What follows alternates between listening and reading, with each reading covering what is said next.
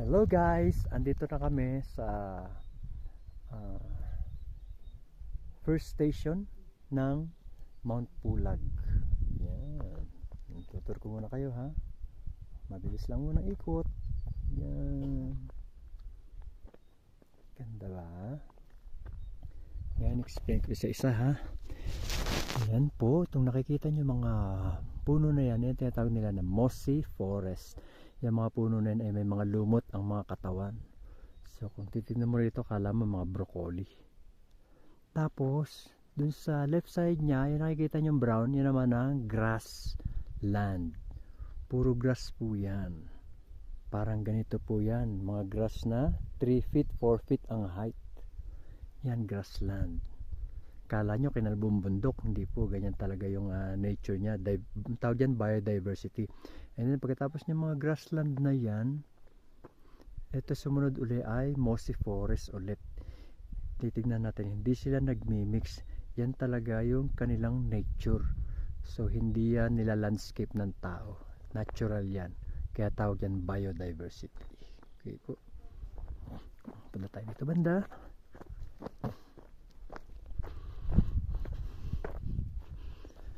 Yan po. Medyo bumababa na yung ulap. Maya maya manonood na tayo ng sunset. Yan, kaganda-ganda, di ba? Kita na ulap. Medyo lapit-lapitan tayo dito para mas makita yung view. Yan. Yan po, napapalibutan naman ng pine. Meron pa ditong area ay pine tree naman, puro pine tree. Yan. Diba? Balik tayo sa ating camping site. Yan. Nagtayo na kami ng camp, ng tent. Yan. Ito pa po. Yan ang mga palibot. Maya-maya aakyat kami dyan sa tower para makita yung pinakamagandang view ng sunset, kung saan makikita natin yung horizon. Pag sinabing horizon, talagang horizontal yung level ng earth o yung level ng clouds. Aakyat po kami dyan maya-maya. Okay, ganda di po ba? Lalo na pag nandito kayo. Okay, that's all for today. Bye guys.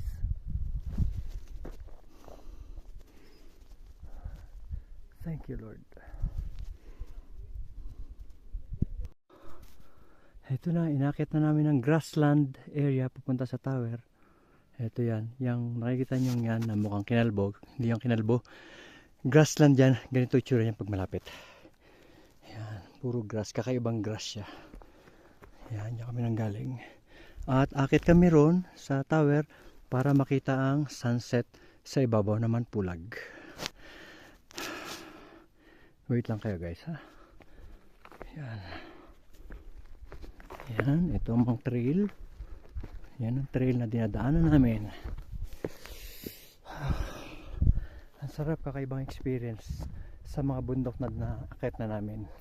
Kasi ito ay pinakamataas na bundok sa mga inakit namin. Usually umakit lang kami mga 600 MSAL, meters above sea level. Ito ay almost 3,000, 2,926 meters above sea level.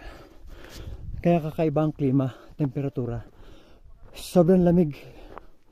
Kapag wala kang nitong globes, halos para kang humawak sa yelo. Maninigas ang daliri mo sa lamig. See you guys later. Ayan, pinanggalingan ko. Konti na lang, malapit ako sa tower. Ayan ang tower. Sobrang nakakahingal. Ito pala sinasabi nila, sa taas na ito manipis ang hangin. Ibig sabihin manipis ang hangin scientifically, mas kaunti yung oxygen nya kaysa sa lower level ng lupa.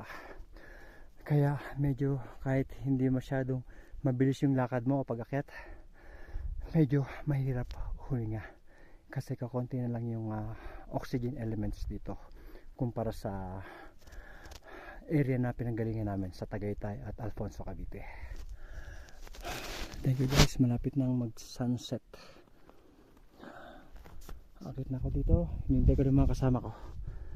Didiretso na ako.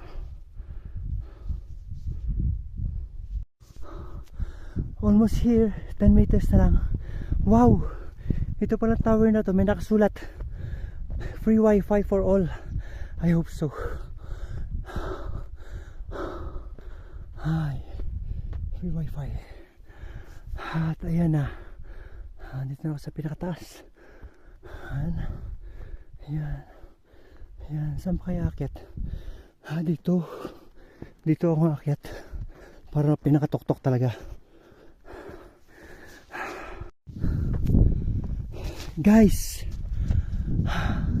andito na ako sa tuktok ng Mount Pulag. Ayan yung tower. Opposite ng tower, ayan ang marking. Welcome Mount Pulag Summit, 2,926 meters above sea level.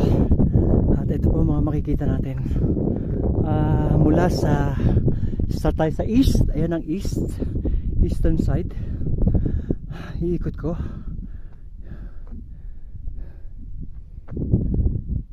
Ito ang west. Ayan. And then ito ang ito pala ang west. Ulit. Ito ang east.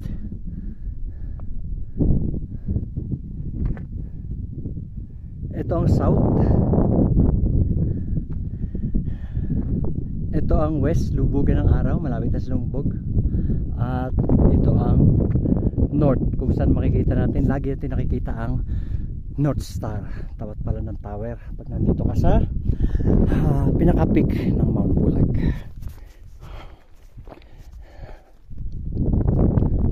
Hinihintay ko lang po yung aming mga kasama. Bakit na rin sila? Saan kaya sila dumaan? Wala pa, maya nandito na yan. Ayan, malapit na sunset. Ayan, ito ang favorite scene ko ng horizon. Ayan, kaya para sa akin kaya siya horizon, kasi nga talagang makikita mo horizontal yung boundary ng sky and earth, kaya siya tinawag na horizon. Horizontal, diba? Ganda, diba?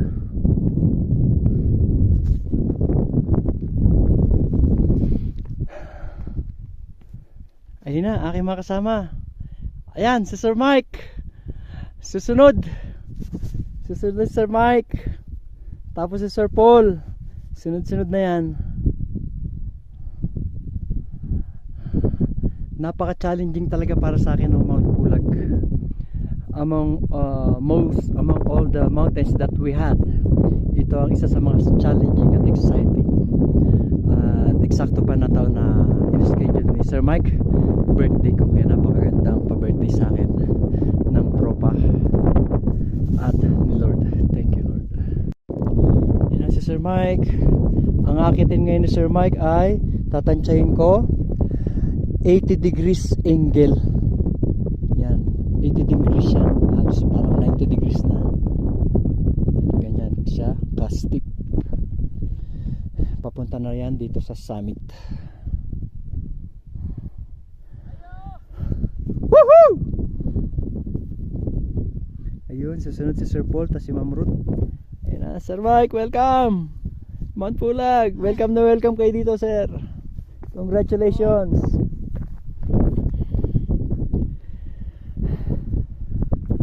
Grabe, lamig. Champion.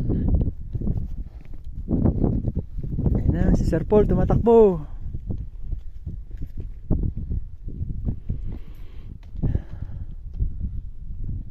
Power! Sir Paul!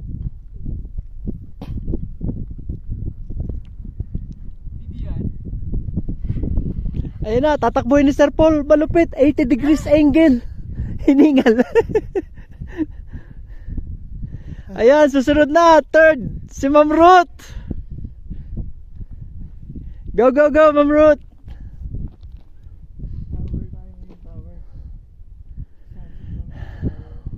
Ayun na, Sir Paul. Easy lang akitin yung 80 degrees angle elevation. Champion. Thank you. Doon sa bubang yun yung campsite malapit sa mga mossy forest. Yun yung sabi. Malapit mag-sunset. Bukas may exciting part pa kaming papanoorin. Sunrise naman daw. Yes. So itong west, dun yung east. Dun yung titignan natin, Sir Mike, no? Diyan. Bukas yan. Ganda ng horizon. Perfect. Patong mo na yan. Picture mo ko dito. Yeah, Sir Paul, miga na. Yeah, malapit na si Ma'am Ruth. Final stage, Ma'am Ruth. 80-degree angle elevation. Kayang-kaya mo yan. Sir Mike, picture mo ko. Pieta na to, pieta. Grabe, oh. 80-degree elevation. Kala ko napakahirap. Kayang-kaya naman pala. Ayan, malapit na si Ma'am Ruth. Nakalay po ko eh. Ay, Go, go, Ma'am Ruth. Kaunti na lang.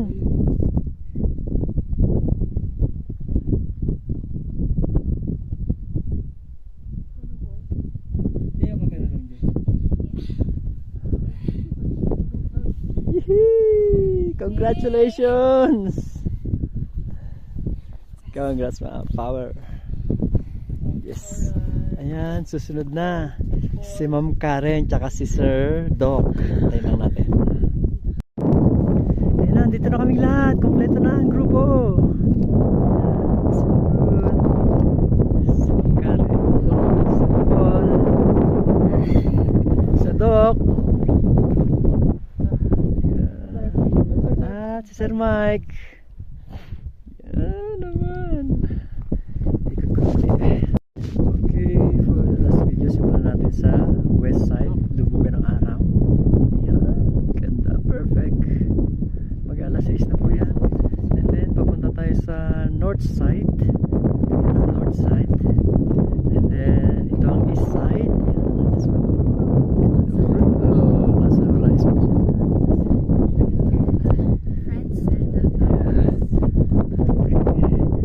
Ito ang south. Yes, yung sana all.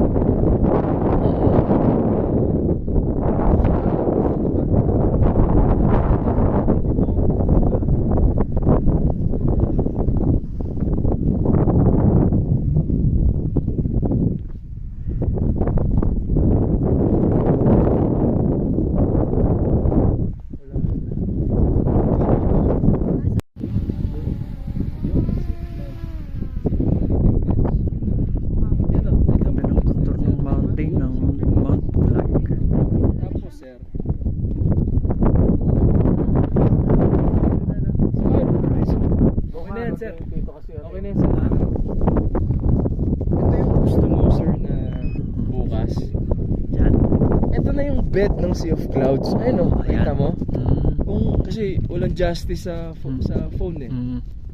Ito sir, oh. Ayun na yung Ayun na, division no? between heaven and earth. Mm. Or heaven and clouds. Ayun. Mm. Tapos nagiging makapal yan. Once na Kumapal na yan, kitang-kita. So, bukas, ayan na, pupuntahan namin para sa sunrise. At ito, dito, lalabas yung araw sa east.